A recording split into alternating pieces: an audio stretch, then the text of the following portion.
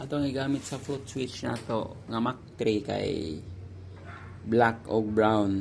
Ang kaning blow nilabot kay atong gamito ani kay if ever ko mag-empty ang atong water tank, di mag-on atong pump. So nang gamit ato og black o brown. Ya kung ganahan ka mapuno imong tangke, mag-off siya, imong gamiton sad kay blow o black. Pero maintain in black, common ni siyang black kaniya man ni. Common.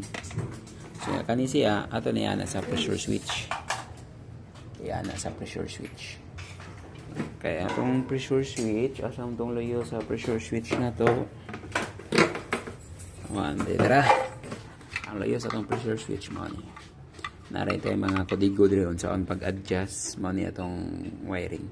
Motor, mo ni motor dire. Duha. Ya line 1, line 2. Dire kilid. Mawala na siya.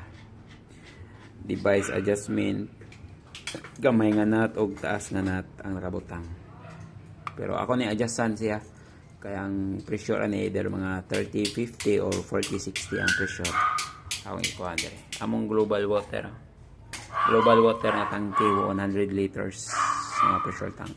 600 liters nga bis tank.